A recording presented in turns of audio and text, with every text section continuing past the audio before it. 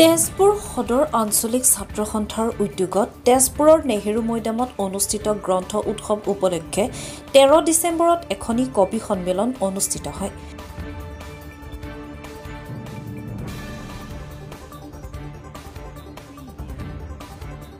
কবি অনুপ অসমীয়াই আধৰা উক্ত কবি সন্মিলনখনিত বিশিষ্ট কবি নৰহৰি চুতীয়া, দেৱব্ৰত শৰ্মা, বিপুল কুমাৰ নাথ, প্ৰদীপ গাভৰু পৰিয়া, জ্যোতিৰ্ময় বৰা, কুসুম মহন্ত, ডক্টৰ মিতালী গোস্বামী, সংগীতা ৰাজখোৱা, মীনা মহন্ত, ৰাণী দাস প্ৰমুখ কবিসকলে কবিতা পাঠ কৰে।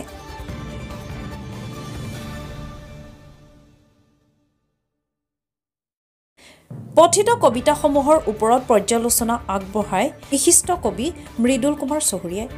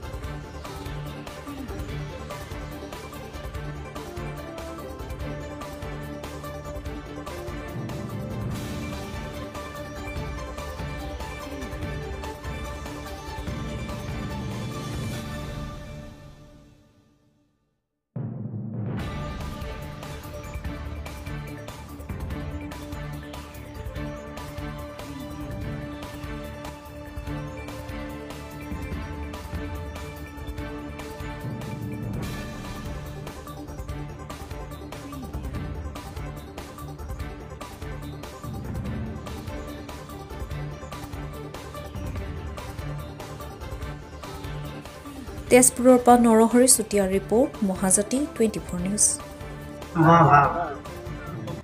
শব্দবোৰ গান হোৱা ভাৱ, গানবোৰ শব্দ, শব্দবোৰ কেতিয়াবা জুই হ'ব পাৰে ৰ'দৰ, শব্দবোৰ ধোঁৱা হ'ব পাৰে বৰষুণৰ, শব্দবোৰ হ'ব পাৰে ৰ'দ বৰষুণৰ একোটা মিঠা গান। তৰাবোৰ যদি হৈ পৰাহেঁতেন মেঘবিহীন একোটা উজ্জ্বল শব্দ, একোটা চিৰণময় গান। গছৰ পাতবোৰো যদি হৈ পৰাহেঁতেন একোটা সেউজীয়া শব্দ, এজাক সেউজীয়া বৰষুণৰ মিছিল। তাৰ সুৰে সুৰে, তাৰ তালে তালে পৃথিৱীখনো হৈ পৰিলেহেঁতেন কোনো এক অনুপম শব্দৰ ঝংকাৰ।